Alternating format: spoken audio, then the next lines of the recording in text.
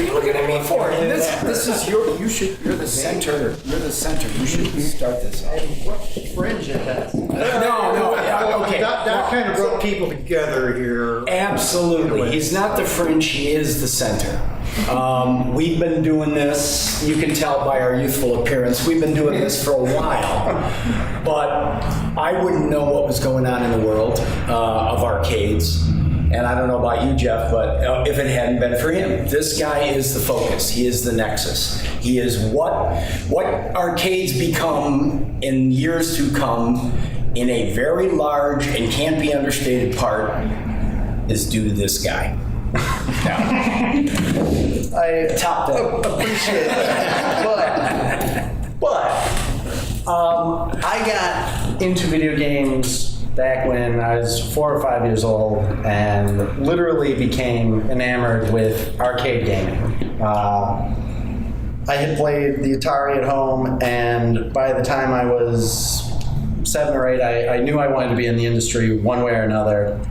And it was from, I played everything. Just any arcade I could find, I went to it. I got to play all these crazy games that I thought they were going to be around forever. And over the years, I didn't even really see it happen. It wasn't because there was always new games coming in. It was like something new would come in and you didn't notice something disappear until years later. It's like, man, I miss playing that other game that I was playing. I miss playing Asteroids, and then I couldn't find a Double Dragon, and it got harder and harder. And I have been so fortunate growing up. I've lived in Brookfield my whole life. I was so fortunate to, in Chicago, there were so many great game development companies like Gottlieb and Midway, and just this was the center of it all. By the 90s, like Mortal Kombat was out and games like Narc, and just these people were around, but even back then there was no internet. So I opened up Galloping Ghost Productions in 1994. And it was due to a meeting I had with Ed Boon, who was telling me how difficult it was to get into this industry, and it really made me want to. I still wanted to make games, so I started on my own. I picked probably the worst starting project for a one-man game to go on with Dark Presence, and over the years we've built up a team they're just absolutely amazing. But it wasn't until 2010 when the opportunity, we opened up the Galloping Ghost Arcade, and it was so apparent that we couldn't find any arcade games anymore. Like, I wanted my guys that were working on Dark Presence to play Mortal Kombat in the wild, and I couldn't find a working MK2 machine. I had them in my basement, but just the arcades were decimated from over the years. And it really got me looking back at what got me so interested. And it was all the artwork, and the games were designed on such an amazing level. And when we opened the arcade, it was one of the first things I wanted to do was to reach out to some of the people that had made some of these great games. And over the years, it's been so incredible to form relationships, and now to get to work with guys like Brian and Jeff and Daniel, and it's just been absolutely unbelievable. And it's changed my whole perspective on game design and game development. And they have, to this day, they're so creative, and the industry has changed so much. Like game design back in the day went from, you had to make a fun game that engaged players and still took money from them within a certain amount of time. It was about taking quarters. And as games have evolved, it's become so more about budgets and time frames, and you see these games get hacked down from what the artist's original intention was. And again, it's so fortunate to have guys like Brian and Jeff to share those stories at the arcade.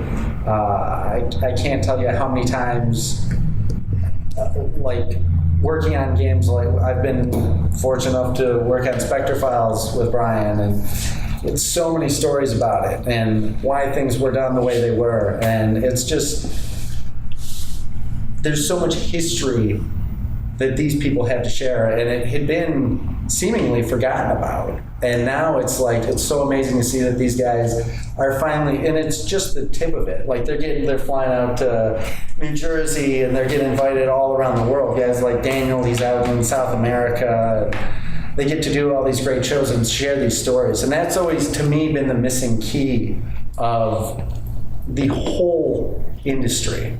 It's like movies, you hear from directors and you get to hear the movie stars' takes on how people like movies, but you've never really had that with the video game industry. And to me, it's finally coming all together because these guys are the history of the gaming industry and they have so much to share. And definitely I've learned so much from both of them and so many of the industry people that we get to have down at the arcade. So it's just been an incredible experience, and I'm humbled by the amount of talent of both these guys and the soon-to-be here Daniel Pesina. But I have to thank you both so much for what you helped not only me accomplish, but the amount of happiness that you've given everybody for the last 35 plus years with your games. It's just absolutely amazing. So, well, thank you. But I do gotta say now, and going back to my initial point, when I first met him, 6 years ago now, Doc, we sat down, we talked games, asked a lot of the usual questions, bantered back and forth, and then, I started, so what do you want to do? I'm bringing this back. I am bringing back arcades. It's like, no. You gotta kind of winnow this down. You can't do this. You're one man. You cannot single-handedly make the world wake up and do, and have this love of video games anymore. He's like, it's out there, Brian. It's like, no, my neighbors know I got games in my basement. Everybody else has forgotten. Doc, you're crazy. He has played a huge part in everything that Jeff and I and Daniel are doing now. Yeah, we are going around the world, but it is a large part due to his vision, what he will do to help any arcade open. There's Dan. So good. That crazy MK guy. How are you? Sorry. All right, cut me off. I'm just, But yes, no, don't play down your role in where the whole collector industry is today, because you are integral. My whole thing was, it was something that everybody wanted but didn't know that they wanted. Could be. But I was something. I didn't believe it. When you were telling me, it's like, you're right, you can't. But you can't have the world's biggest arcade. What are you, crazy? No, just all the things you were saying to me. And again, I'm clueless. I predicted the internet was a fad, that beta would beat out VHS, So I'm not real good with my finger on the pulse of society.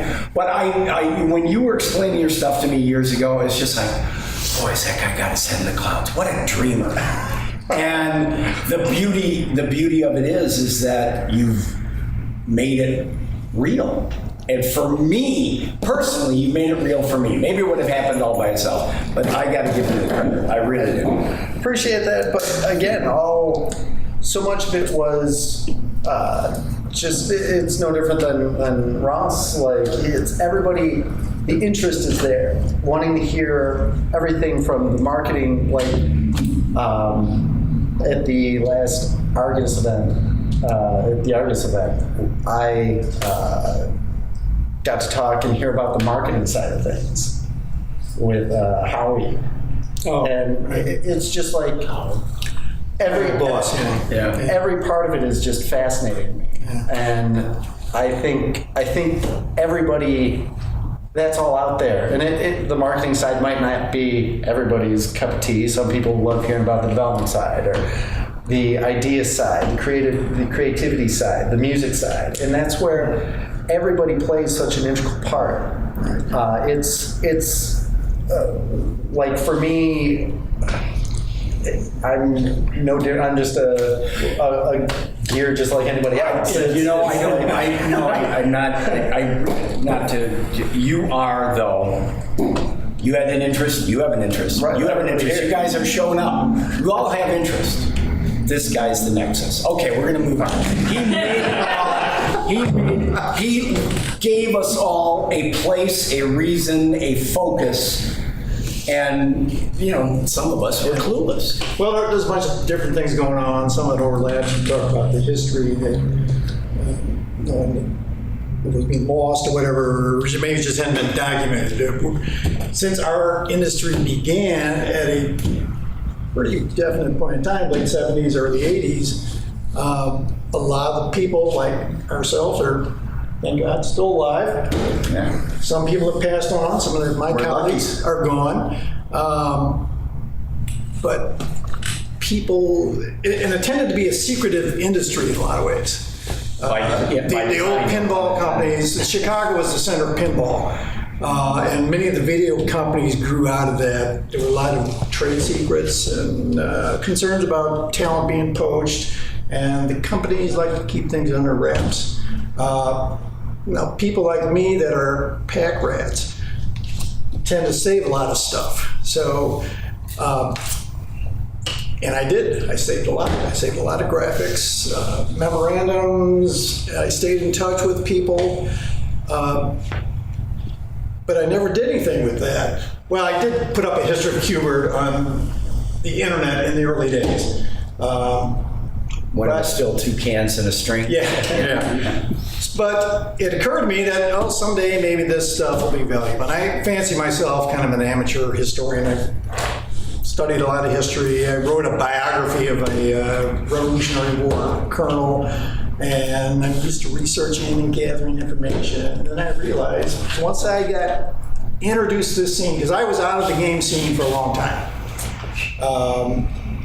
By the early 90s, I was pretty much out of it, and I had no idea years later that there was this scene going on. It was another arcade owner. Well, he wasn't an arcade owner at the time, but Terry Minnick, who owns Pixel Blast now out in Lyle, somehow or other got in contact with me and introduced me to all this.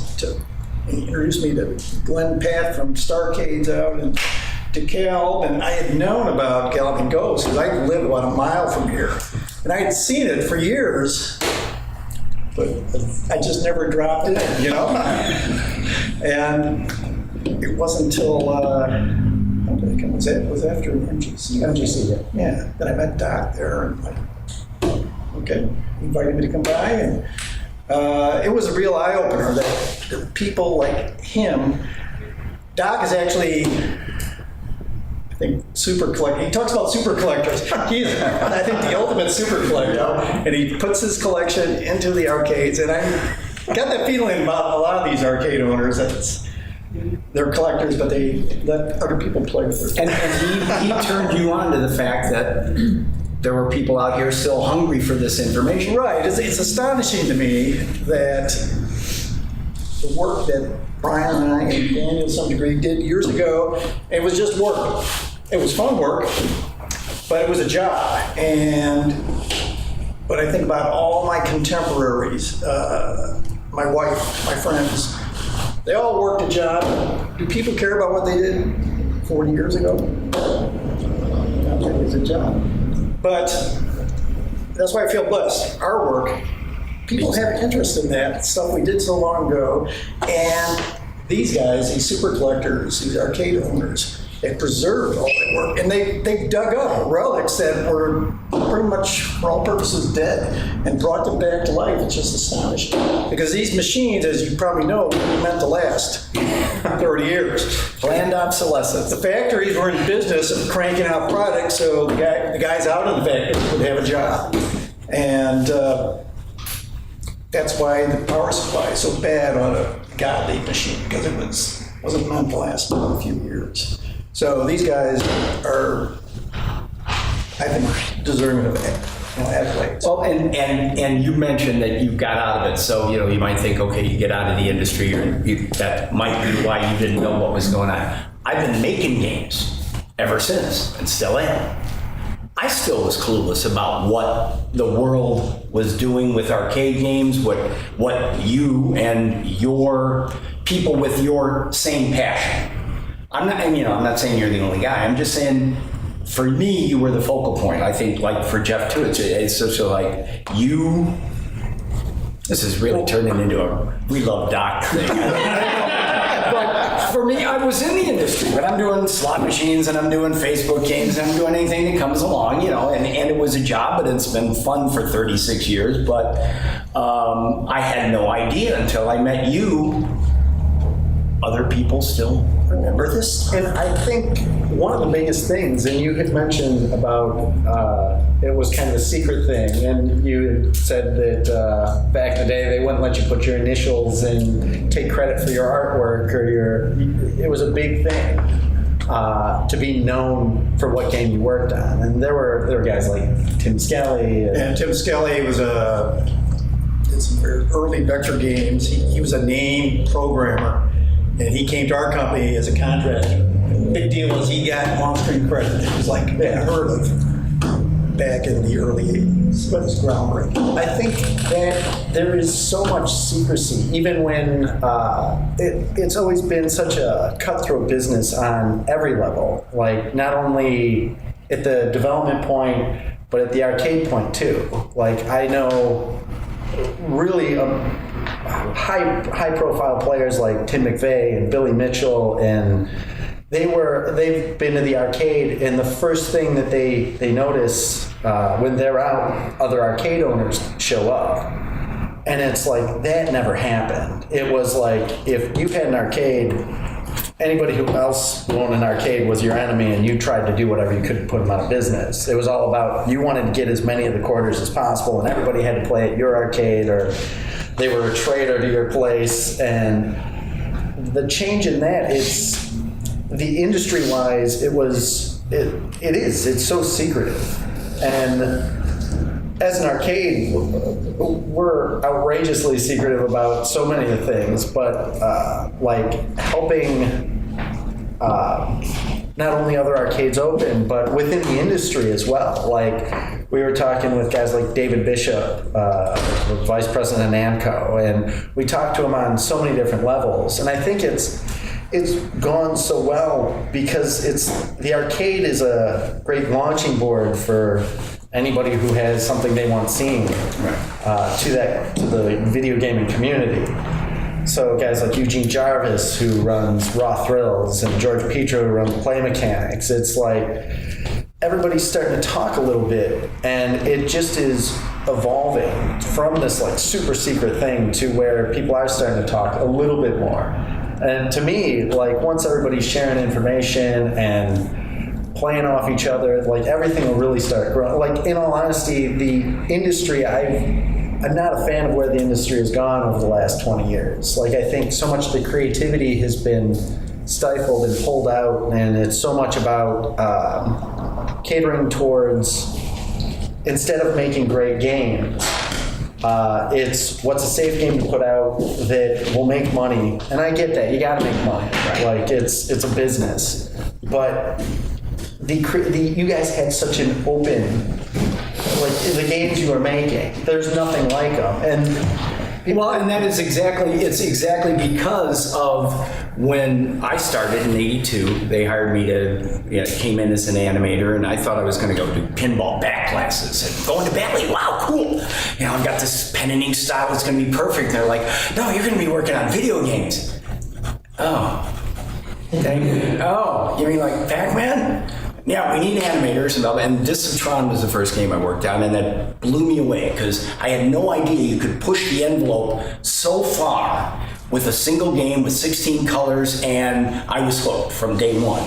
And in those early days, every artist animator worked on every project. A programmer got to work on one project for 9 months, 11 months. artists got to work on everything. So you got to, pick and choose and feel. 4 games, 5 games at a time. Yeah, and it was great, and it was a great time. And management, as was mentioned earlier, they all came out of pinball. Valley and everybody else came out of pinball. They knew this was coming. They didn't know what to do with this. So what did they do? They let us alone. And we got to try and succeed. We got to fail. But we were an old Valley Midway in the early days.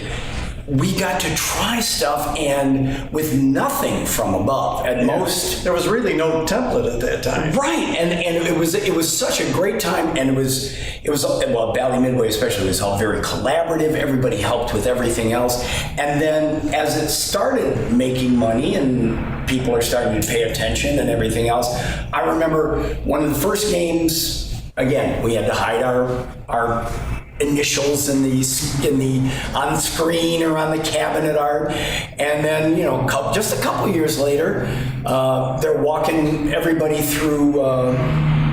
They're walking Nolan Bushnell through the offices, and they walk by and prior to that time, no one is. We're not designers. You're an artist. You're this. There's no designers here, or we're all designers, so it's fine.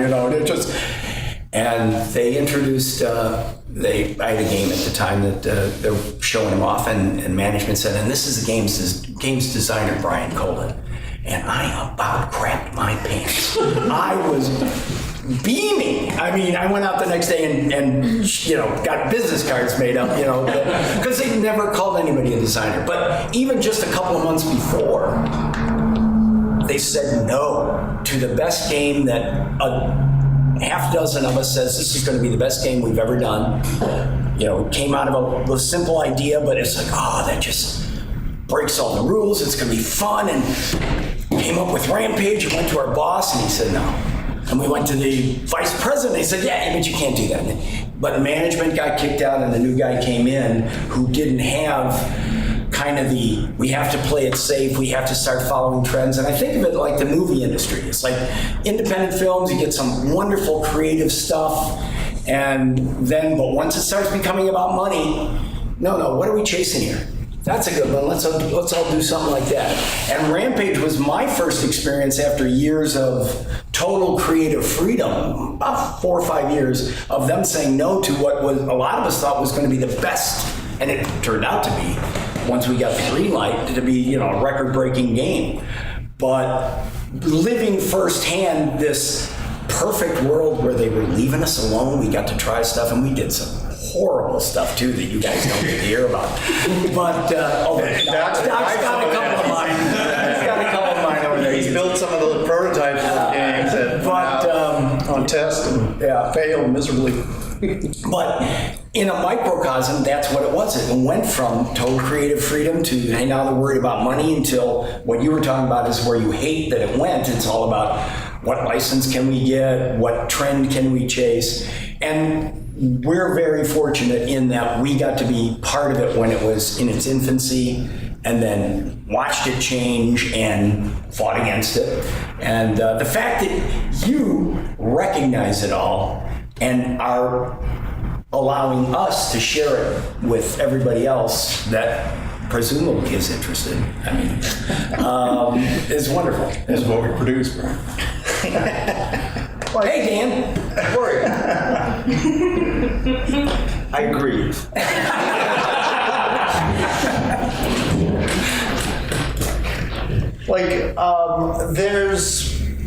I think that it's, again, there's so few people that, the jobs were so separated. And now there's so many, especially in the indie scene, it's going back to where there's smaller teams. And I think that's amazing. It's the best thing that could have happened. Well, our teams were small. Programmer, maybe 2, an artist, a sound guy, sometimes maybe a music guy on top of that, and then of course there was all the hardware guys, behind the scenes you heard about. I just finished God of War, the new God of War, and the credits were like an hour long. Wow. Just went on and on and on and on and on. Yeah, they're going to give everyone credit. Everyone wants credit now. Well, but they're more like movies today. I mean, these massive games where you got all those people that work on it, they should get credit. But this is the thing. It's the difference of those games. So many of the games that come out now, they don't have the same replayability of the games that like came out that you guys created. Like I've seen even like the new Mortal Kombat comes out, the new Injustice comes out. People don't play the last one. They move on to the newest one, and the rest are forgotten, except for the ones that were in the arcade. Like your games are timeless, and there's stuff like Rampage. Like it is so stand out, and maybe it's one of those like who could copy it without it just being this terrible knockoff? Who could copy Qbert? Like they're Well, and I think part of it was the small teams. I'm copying Mortal Kombat, so The small teams meant that we were all designers. We were all wearing a lot of different hats, Maybe the scope of what we're working on was a little more limited too. Well, we were pushing against very, very limited resources, and you can't do this. Why not? Well, because you can only animate rectangles. What are you going to do with an animating You only rectangle? got so much memory, you only got so many colors. It's like, okay, building falling into itself. That's animating rectangle.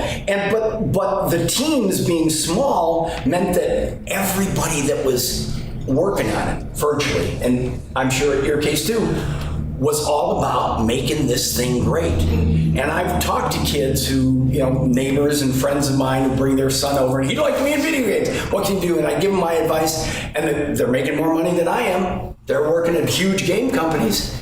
And the last 4 years, he's working on water and how water can move and what the cool things you can do with water. And that's great.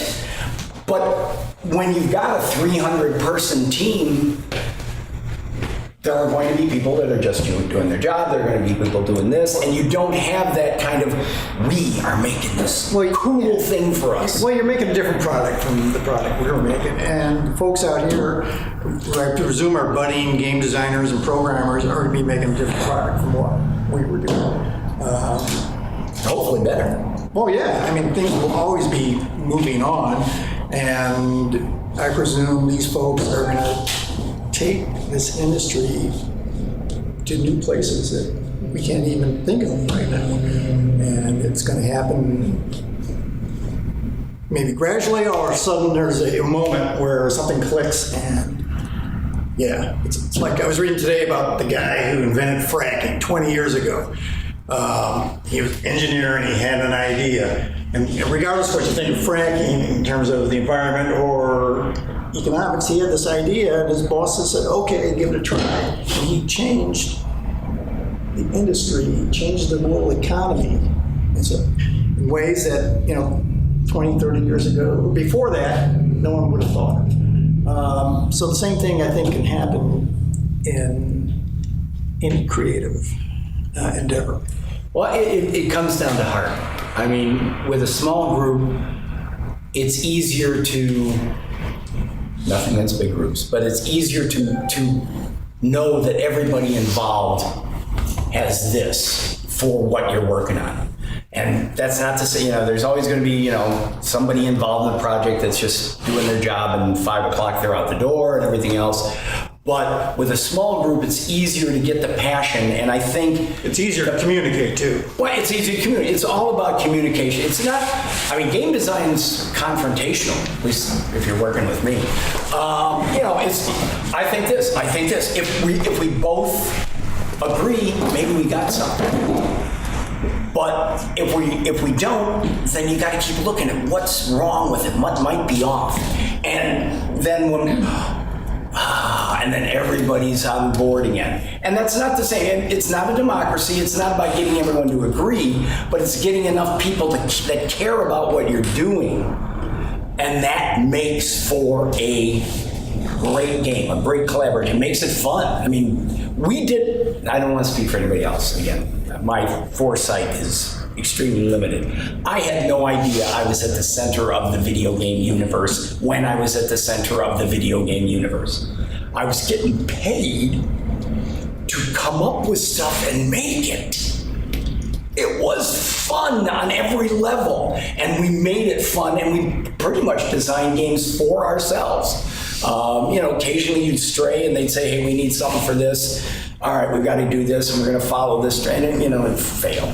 Because there was nothing about it that, it was more of an imposed outside, hey, we want you to do a thing for this particular trade show. So gear it towards Europe. All right, we're going to make a European game. All right, that failed. And then he's got that one in his arcade. But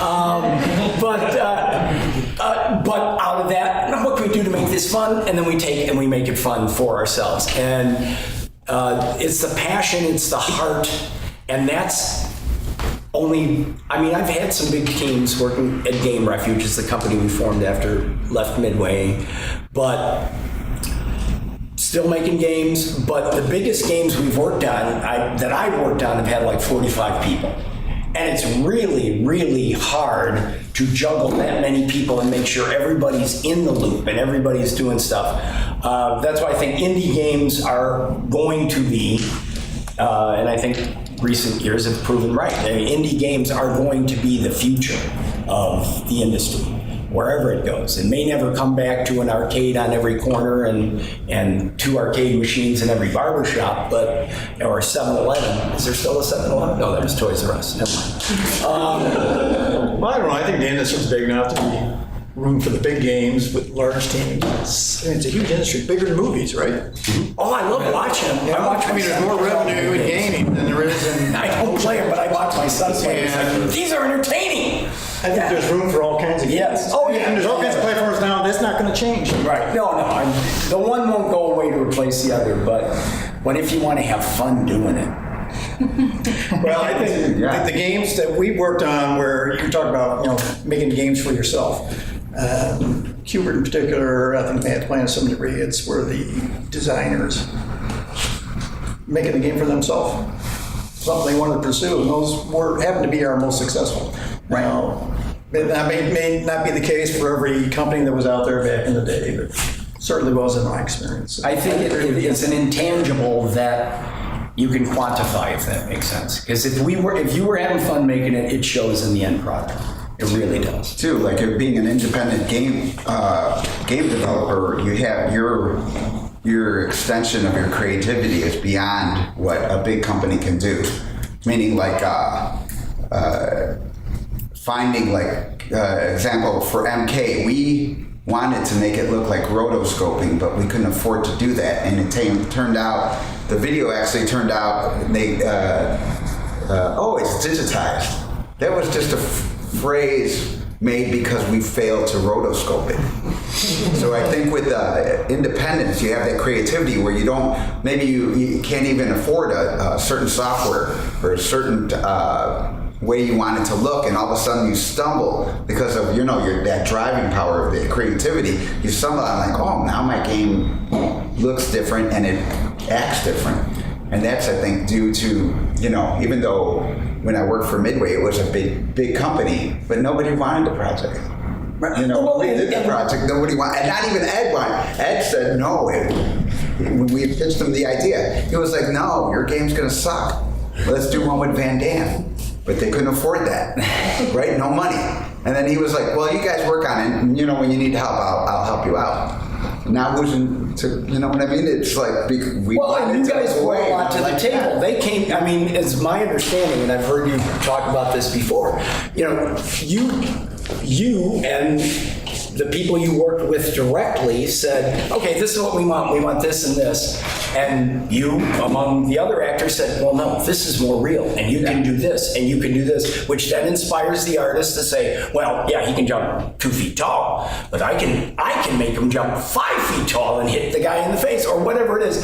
The serendipity, synchronicity, the fact that you guys, you wanted to bring more to what you were doing, inspired them, the artists, to bring more to what they were doing, which eventually worked its way back up to Ed. It's like, okay, you're giving me this great stuff, I can do this with it. And the again, having fun, taking pride in what you do personally and what you can contribute, and wanting to make sure that's the best. And then where it goes depends on everybody else in the team. And yeah, but it's... And too, not having a boss really helps. Or, you know, and you guys as independent really don't, even though you're the boss, you really don't have a boss. And I think that doesn't stifle the creativity, because again, when we see NK now it's all cash driven.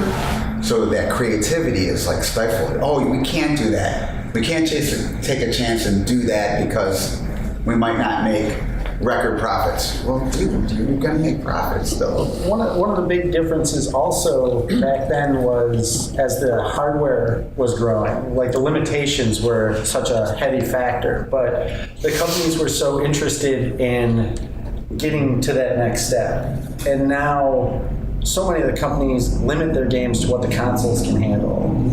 Games like Street Fighter 4, when that came out, they set it up to work on PlayStation 3 or 4, whatever was out on the Xbox, and it was like, that was the limitation. But when they were doing games like Narc and Mortal Kombat, it was like, oh, we need all this extra memory to put on the board to make this game work. And it really pushed things instead of staying static for 5-6 years while the newest console's there, and then trying to advance. And they get better at programming with consoles, and they come up with new techniques, and there are advancements. But it was so hot, like for us working on Dark Presence, it was, we had to just expand the amount of RAM that we use in the game. We're up to 64 gigs of RAM. So it's like monster systems that it's almost impossible to put it on a console right now. And to me, I don't care, because You want it in the arcades. yeah, it's got to go in the arcades. So. But I think that was, I know as your games progressed, you had, you saw it firsthand. You were able to do so much more. We were always pushing it. I mean, for me, that was just kind of a personal little, wrinkle in my personality. They tell me I can't do something, I want to know why. And then I'm going to figure out a way around it. And a lot of our games came out of that. We can't scroll? We're going to figure out a way to scroll. Might look crappy, but all right, we're not going to scroll slowly. We'll scroll quickly. And now I can put 3 guys on the screen and we can do xenophobe, which, little bits and pieces. Arch Rival said, great scrolling up and down the basketball court. Wonderful scrolling game is on non-scrolling hardware. And that's all faked. That's all faked. And I'm so proud of that no one who plays it cares. They're playing this nice little game. But that was very much part of, we can fake this. All I got to do is, I got to do this here, I got to do this here. And those little people on the bleachers, they just slide back and forth. And that's why there's no uprights on the bleachers, because those would have to actually move. Little things like that, I love talking about with guys like him, because he appreciates it. No player cares that the game doesn't scroll and never will. But the fact that I go, that game doesn't scroll, and we made it look like it scrolled. Aren't we clever? That's part of the fun. That's right. Now it's about ego. That too. It's always about It is. Artists are all about ego. There's lots of I have a question for the panel. What's it like being associated with like so many iconic characters like Rampage, Mortal Kombat, Hubert? Like these are cultural icons from your generation and from that era of arcade games. What's it like? Did you feel it at the time, and how does it feel now looking back? Where there are It's a real ego stroke. It really is. It was a tremendous stroke of luck. I mean, to be working in that industry in the first place. And when I started, and probably when Brian started, we had no idea where it would go. It was a job, you know? I mean, I was a gamer. Played cards, I played board games, played role-playing games. That's kind of why I got the job, because the guy that hired me knew I was a gamer. And then I had this stroke of luck, you know, working on these games, and Qbert is still popular for some reason. You know, the fact that he was in these movies, you know, many years later. Affected people's life, Well, relationships. people like Doc who remembered those games from when they were kids, so they matured and became older folks and more affluent. They remember that stuff. I'm glad you didn't say they became grown-ups, because it's obvious that is not happening. But then the younger generations found out about that, and I think the movies had a lot to do with it, definitely. So that was great. You know, my kids will be kids, but my kids always thought I was a tiny bit awesome because they knew about Cuba. So that was great. And they might have to tell their friends who didn't know about that necessarily. But now it's what I consider myself blessed that people ask me to come to their arcades and sign autographs or come out to these conventions or other events. And people come up and tell you how much they love the game and love their work and what's not to like about that. So it's wonderful.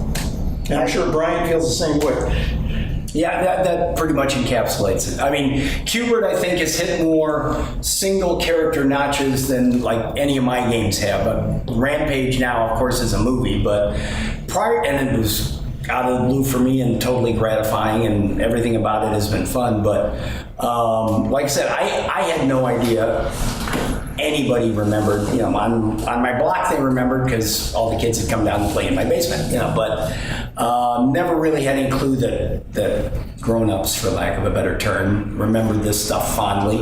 And then after meeting Doc and him kind of twisting my arm to go to some of these shows and stuff, intensely gratifying does not begin to cover it.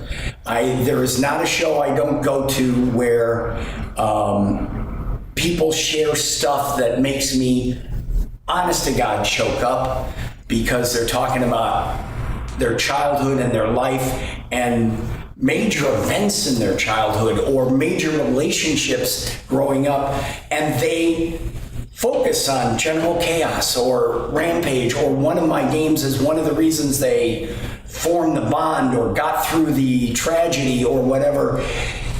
And it is a blessing in, there's no other way to say it, the fact that people remember, and that's why I give so much kudos to him, the fact that he turned me on to the fact that people remember it's wonderful in every possible way. The fact that you guys are here today is marvelous. It's all right. I'm done. Yeah, everything he said plus that. It's Like I see it 7 days a week. There's 80,000 people go through that door at the arcade a year now, and I see families, I see kids getting excited for games, I see the parents getting excited, which then gets the kids excited.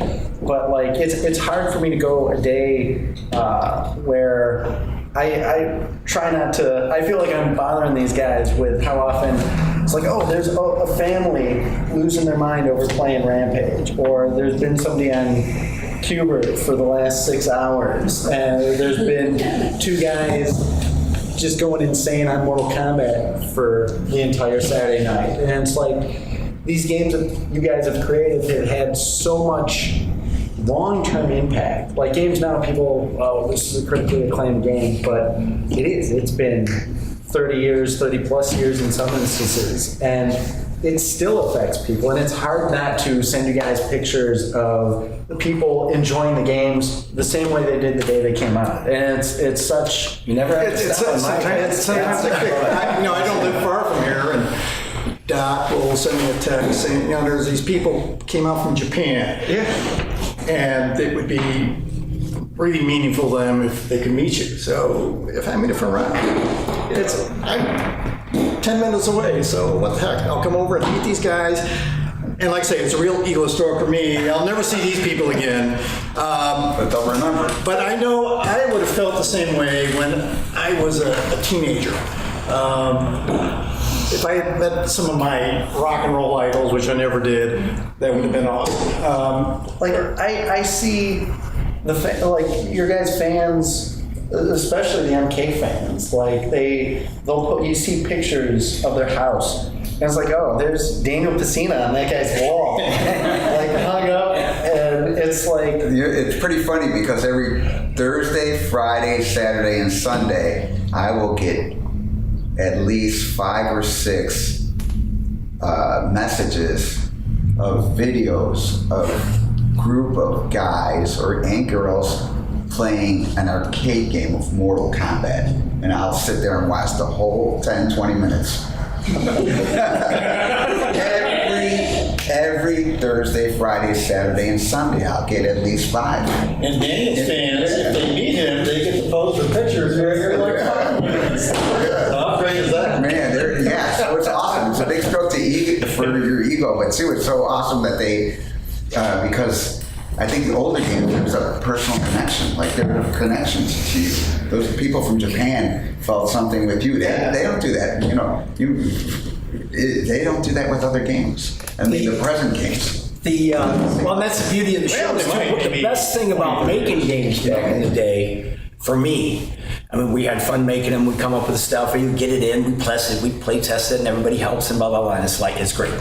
But the best part of any game was going out and watching it on test. So you stand in the back of the arcade, you watch the kids, which you could probably get arrested for now. But you stand in the back, you watch the kids, and you would see what made them laugh, what made them scowl, what made them hit the game, what made them reach for that other quarter, which was part of our job. We had to make the operator happy and get that kid off as fast as possible. We had to make the kid happy, so he's going to reach for that other quarter. So that was part of the business, but it was also the most satisfying because I'm watching their faces.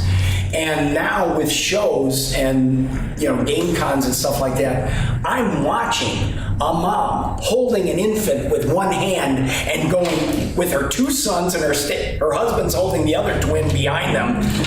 And she is playing the heck out of Rampage, trying to play with the knob and the 2 buttons with one hand and not drop her kid. That's wonderful. I'm sorry. It may be dangerous, and I would never identify the woman by name, but it is so wonderful to see, kids running up, getting excited. Dad's running up and getting excited, and the kid's going, what the heck is this?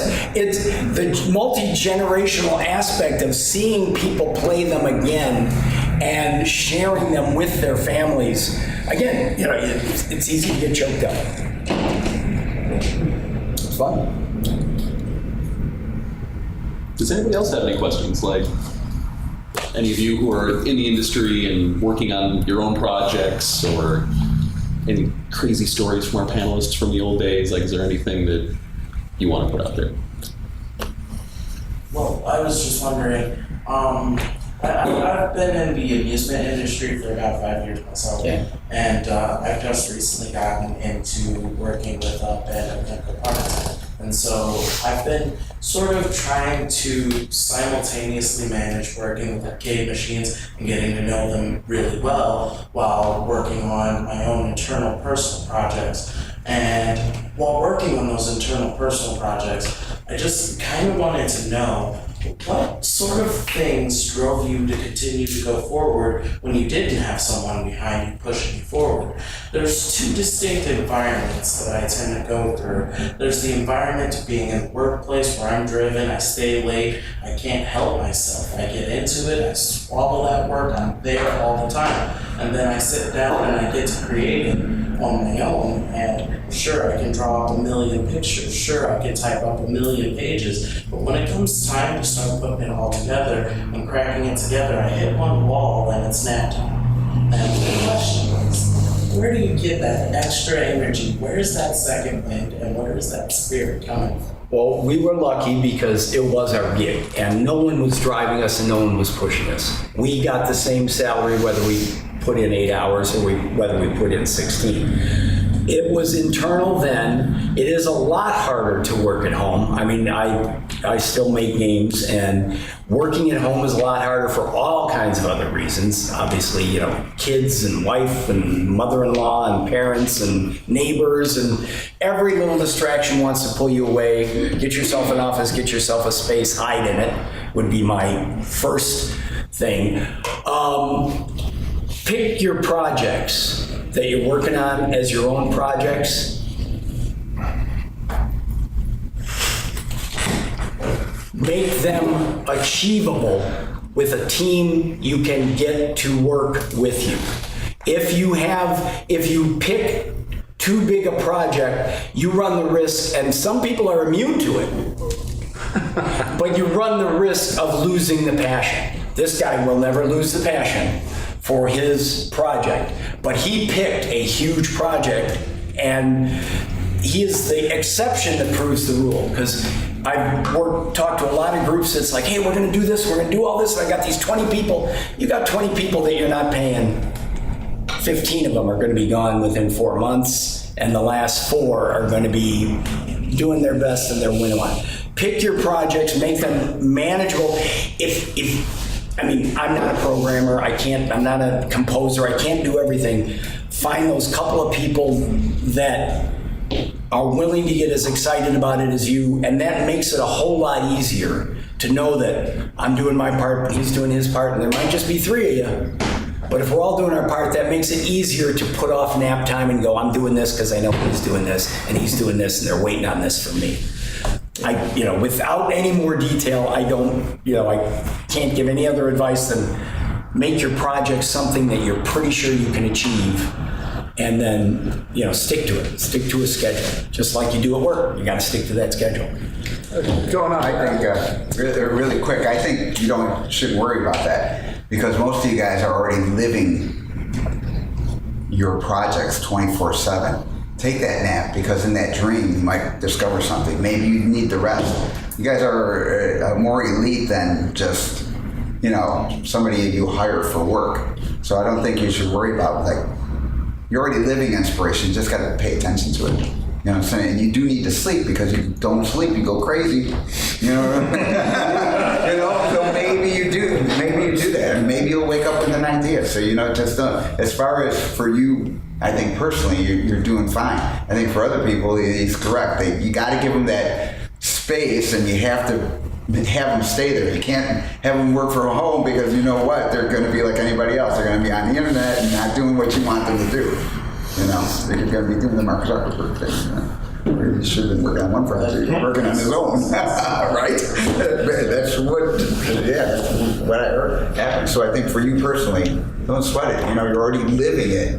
Unless you find some way, some mechanism to have 36 hours in one day, you're doing good, dude. Just rock it. I think definitely if you can get other people involved. For me, with Dark Presence, it was literally, I had a vague concept of what it was going to be, and it wasn't until somebody heard that, and his name was Lumbo. He was the first guy we hired, and I was working at Babbage's Software at the time, and he showed up in a suit. He's 17 years old, and he's like, I hear you're making video games.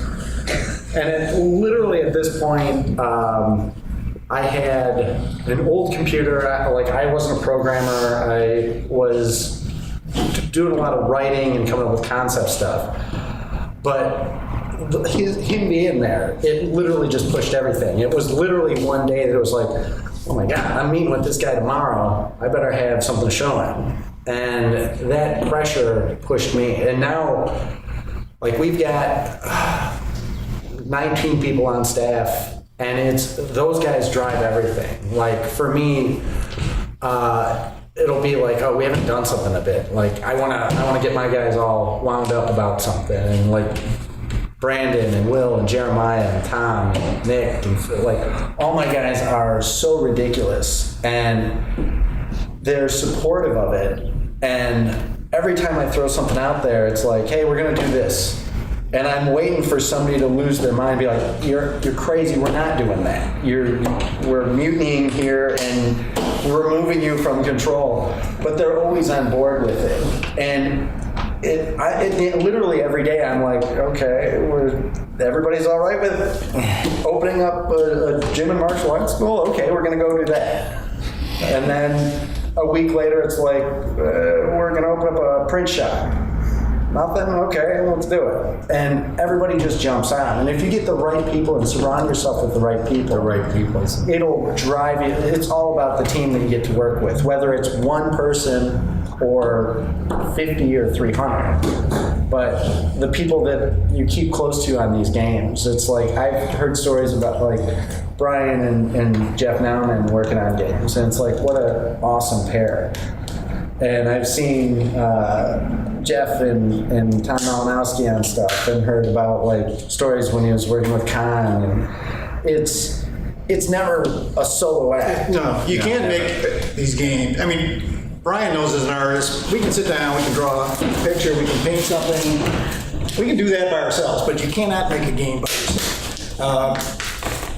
Even if you designed the game and did the art and did the programming, and I knew some people who did that. Oh yeah, and there's game engines you can. But technically, They didn't do the audio. They didn't do the hardware. They didn't do the marketing and selling. It's a team. You need someone to go, you need that reality check. You need that, this would be great. A giant red pterodactyl with a fur bikini-clad woman on his back that's throwing boomerangs at giant invisible killer bees while the pterodactyl eats watermelons and spits seeds at the bees. Isn't that a great game? You know, the fact that the people I'm working with go, yeah, okay, fine. You haven't seen that one, have you? No. But we worked on it for a number of months. But you need... You need a team that's going to say and be passionate about the product. They go, no, hang on, back that truck up just a little bit here. You need a good team. It's not about whether they agree with you necessarily. You got to be able to work together. You need that mutual respect. But yeah, Jeff Nauman and I are an excellent, if I may, excellent example of that. He hadn't read a book since he got out of 6th grade. He's a sports nut. I'm a comic book nerd and I'm an artist. We were a tremendous team, probably because we didn't agree on anything until it was perfect, or at least, well, we both agreed it was perfect. And another big thing is, and you guys are doing it now, you're networking with each other, getting to know each other, and you never know when some project in the future may require someone you're meeting or someone you're about to meet 3 months from now to show another symposium or something. So you got to keep your antenna out for all that business and keep in touch with your old colleagues, dude. Never know. But that's, I guess, standard networking. Networking, that's one of them internet things. All right, I'm up to speed. Gotcha.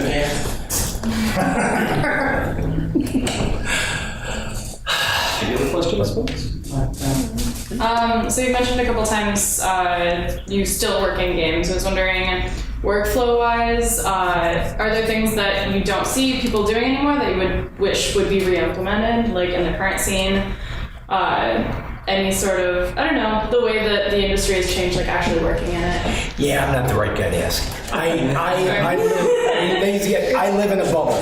I'm working on my game until somebody whatever I'm currently working on, until somebody taps me on their shoulder and says, can you do this? I work, and then for me it's like, oh, the client wants this and he wants a driving game for people that don't know how to drive. Okay, yeah, that's the challenge. That's what's cool. Or I don't follow the industry. I hear second and third hand about what the practices are. Like I was mentioning, one friend of mine's son who's, again, making more money than I am, all he does is water. He loves it. More power to him. I'd eat a gun. But so I'm not anyone to ask about how what I do compares to the rest of the world because I really don't know what the rest of the world is. I mean more so what you do now versus what you used to do, even if it's just personally. I have learned in recent years that I've always just taken whatever seems like it would be fun and not worried about I've always taken an attitude because I started in a very professional manufacturing. They know what they're doing. I get to do my part. One of the things I've had to become more concerned with in recent years that isn't as much fun, it's a different kind of challenge and sometimes it's fun, but is making sure that the client is going to actually do something with it. Because I structured most of the stuff I've worked with over the years on, I'll work this game for what it costs me and I make my back end on whether the game kicks ass, and that's on me. If it doesn't, I don't care if I make any more, I do whatever. These days, I've learned that I have to pay more attention to making sure that they know what they're doing on their end. And that's probably not at all like what you're asking me. Within the development, I don't do things much different than I have since 1982. I'm resistant to change in any form. I get the team together. I make sure everybody knows what's going on. I invite everybody's comments and questions. I'm very much early Bally was very collaborative. When we got bought out by Williams, every team was for themselves. By design, management said, no, you guys, how good they do on that is going to affect you negatively. So they didn't share stuff from team to team. It was and that worked for them. The new Midway, they made some fantastic, great killer games. But for me, it was very much, we're not all sharing. No, don't use their stuff, use ours. No, don't use their stuff. And they all liked us, which was fun. But we came in there and it was a very different thing. So for me, everybody I hire, I say one thing to them. You may be a programmer, you may be a sound guy, you may be a writer. You're going to learn to become a game designer. Because everybody on this project needs to understand what a game designer does. You may be a tremendous artist, but if you're just giving me art and not worrying about what that programmer has to do with it or what it's going to do for the game or where it fits in the big picture. And a lot of my people over the years at Game Refuge are now game designers all throughout the industry. So I still try to do things the way I always have. I'm not saying that's the best way to do it, it's just how I do it. So I can't really tell you what I do differently, except maybe from like a management-client relationship thing.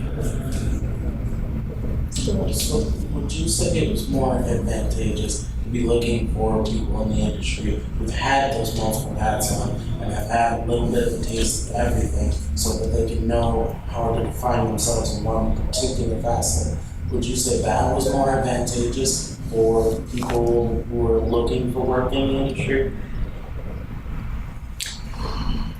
I would say that I used to think that until I hired a couple of veterans who said they wore many hats, and they ended up they were very good at the corporate world and how to get out of work. I've had my best results hiring people straight out of school, who aren't jaded, whose dreams have not been burst. People you can mold. People you can mentor. Mentor's the word. That's the one they want. No, yes, in both cases. There is a lot to be said for getting the passion, like we were talking about earlier. You get that unbridled passion. They're just tools. We can teach them the tools. You can't, and the fellowship between the team, you can create an environment like that. Some of the best people I've ever worked with have been good professional people that have come, that their resume looked great, and I brought them in. So I don't want to say that you shouldn't do that, because that's good, and they get the job done well. But it's hard to tell from a resume whether they're going to come in with that same sort of. So you gotta vet them pretty good. You've got to make sure that, okay, this guy's going to work in this group. You know, that's real important. I know that's big with you. Very big with you is I've got a group. You've got to be able to meld with that group and work. It's definitely a very demanding group. Like everybody here does everything. It's everybody's an artist. The only thing that they don't really drift into is the programming, and even some of them do. But It's kind of a different brain function. yeah, everybody is so interested in what everybody else is doing and wants to be a part of it, down to like the cabinet making. It's like our lead artist helps assemble cabinets, and I'll be working on music and somebody will pop in and he'll sit in on the drums, and it's like just everybody's doing everything. It's great when you can get people like that, or if you're that type of person, it can help, but as long as you're doing everything at a high quality level, because like somebody who's just kind of master of none it's problematic. So like you want to have your strong sets in what you're working on, but definitely being able to communicate with the other people on your team is such a it helps your projects move along so much better if you understand the terminology and like the limitations that the other people are working with. I have a question about I know everyone talks about some of the cool parts about making it, but I want to know what some of the hard parts about making stuff is. Because I feel like it's different in every industry. Doc, maybe it's the tech behind the machines break down a lot. Maybe it was you guys, it was the restrictions that you had to work with. Maybe it was, you guys had to have a ridiculous amount of paperwork. What were some of the real difficult things you always had to overcome when building the stuff you guys have done? Because I think oftentimes it's easy to kind of go we built a game, right? But what comes behind that is a lot of hurdles, ups and downs, maybe back, forward, that sort of thing. So. Well, you talk about back in the old days, for instance, sure, absolutely. We take a game, we put it out on test, and it would collect poorly, so then you kind of had to revisit what was wrong with that. And it's not always easy to pinpoint what's wrong with a game that you think is great, but then the actual players, they're not responding to it in the way you expected or hoped, or it wasn't collecting enough money back then. So I think a lot of time was then spent in meetings trying to figure out what those problems were in those meetings. So that kind of troubleshooting, I think, is different. The worst thing about the industry, his perfect team, my ideal team, everybody that doesn't fit that's actually there. That's the worst thing about the industry, whether it's a client whose marketing guy doesn't get it, or someone who's in your team that you've hired and showed all this promise, and noon comes and they walk outside the front door and open the paper and put their feet up when everybody else is busting their ass. The best thing about this industry, we're all making games. That should be fun. If you don't think that going in, don't do it. But the best thing about the industry is the people, and the worst thing about the industry is the people. The wrong people there in a place where maybe you've got control, you're the boss, you can fire them, or you don't because it's the client. You're going, oh my God. Not that I've ever had any clients like that, because everyone who has ever hired Game Refuge has been swell. But I'm told that it really is. It's the people. The people are the worst elements, because everything else, you're a game designer. Your job is figuring things out. You're going to figure out a way around this problem. You're going to figure out that we can fix this, or no, let's scrap this and start on something else. Everything about the game is a fun, creative challenge. About game design, game development is a fun, creative challenge. But the worst thing are the people who are standing in your way from doing what your dream is, for me. I think sometimes it's the technology though too. I mean, Absolutely. how many times did Dark Presence get, you had to start over because technology changed and like, okay, there's a better way to do this, or Like we were in our first iteration of Dark Presence, and CD burners just came out, and they were 1X, and it was there weren't computers that could run the game. Like we were building it, waiting for technology to catch up to it, and now we're in we've had similar problems where it's like the game is so large where it's still killing our super systems. It's like, who's using 64 gigs of RAM? Who has a terabyte of data that they have to load in the video RAM somehow? Like, it's manageable now, but it gets expensive quick, just because the upgrades when they come out, the newest hardware is always so expensive, and we're already way over, like we've stopped, there's no budget anymore, it's just this thing will be completed. It's but yeah, it's technology definitely factors in. but if you had financial people overseeing it, taking a less forgiving view, you would run into things like, what are you going to be able to sell these units for? Oh, for sure. It's a passion project. To the arcade owners. Now, I don't know, what you folks are working on is a different market, maybe not arcade stuff. And that's a whole different economy, which I have no idea about. If stuff's going into the Apple Store, is it going into consoles?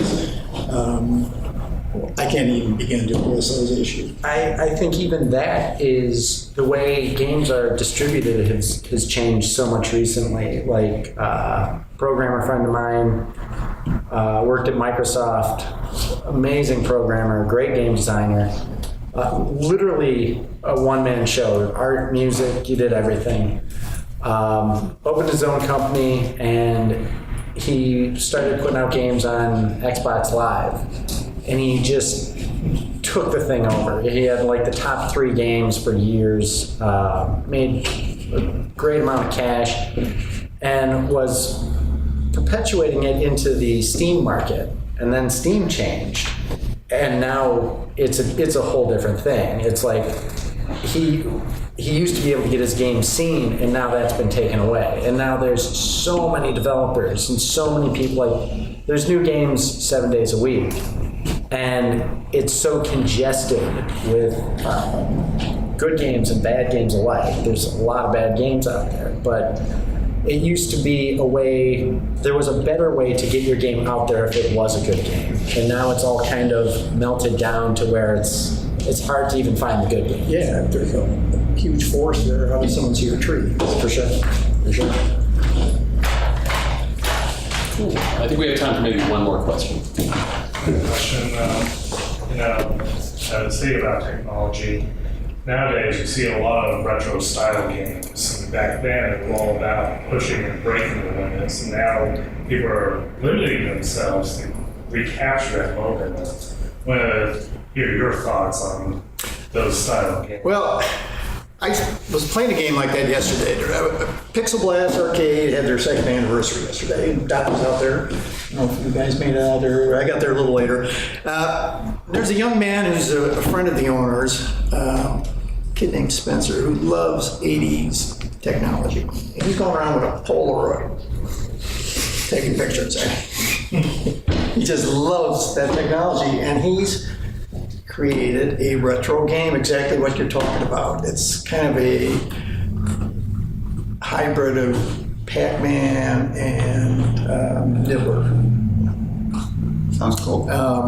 He asked me if I would make some mazes for him. He had a template for making mazes. You know, they had me like this mirrored thing. I said, yeah, sure. Went ahead, made him a dozen mazes. And he was thrilled because I don't know, he thinks I'm a legend or something. Thanks, Dad. But This kid has done a great job. I don't know what he's programming this on. I don't think he's using Unity or anything. He's actually writing the code. Not sure what he's doing. But he's made a credible little game, and it's got audio, and he's got it running on some kind of console. I think it's great. It's wonderful. It's a wonderful throwback. It looks great because it's so clean and simple. The character that moves around could be Pac-Man as far as it goes. It's just a little sprite type character. You could easily have done it on as a 16 by 16 foreground character. What he plans to do with it, I don't know. It just may be a one-shot game. It's one copy sitting there at Pixelbox. Maybe if there's interest in it, they'll build a few more. Get Jeremy to build some cabinets, and maybe one will wind up down here. I think that's great. I would love to actually work on some games as simple as that. Just like one joystick, one trackball, and you can drink or smoke with your other hand, you know, or hold a baby, as the case may be. When we were doing games for Merritt, the bar top games, we did games for them for a while, and the owner of the manufacturer basically said, no, that these games have to be designed, and you mentioned simple. These games have to be designed because for someone with a cigarette in one hand, a drink in the other, and a woman on his lap. So simple.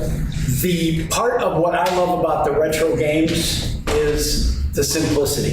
I think a great simple game, there's no question, a great simple game can spread, it can be easily understood, it's idiot-proof for lack of a better term. Myself, I've never been a fan of the pixel, seeing the pixel, the square pixel, Atari, anything.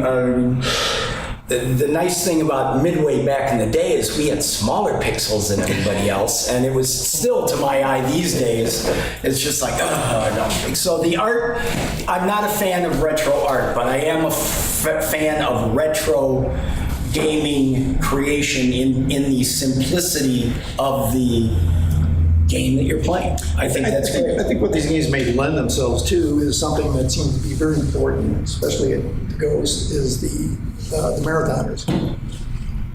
People chasing a high score, and where you have a game you can play it over and over and take it all the way up. How many levels can you go? Can you get to the end and start over? How many days can you play? It's amazing to me that people would do that. But that is definitely a component, and that really draws a certain demographic of people into the scene because they want to have those chops. They want to be that high score guy, and they want to stream their game and have people around the world seeing it, seeing their techniques. That is something we never thought about back then. There were people making high scores, obviously, because that's why we had scores. But to think of a world record, people chasing that, trying to beat that, it's just 16 hours. We put 768 levels in Rampage, and we just knew no one would ever get to the end, so we didn't bother having it do anything when you got there. Boy, did we catch crap for that. But yeah, no, the score chasers is one type of player. The casual player. Arcades were great because they attracted everybody. All walks. You were playing with people you didn't know. You were playing with your friends. You developed friendship. It was social in every real sense of the word. And thank you for keeping it alive, my friend. Thank you for keeping it alive. Absolutely. I think there's also a little bit of there's like an intangible thing. Like there's a game that came out, Sky Cursor, and they tried to use a lot of classic techniques, and it's all sprite based and beautiful looking game. But you can tell it was made now. And it's like, that was probably one of the biggest with Spectre Files, game that was shot back in 1984, but finished now.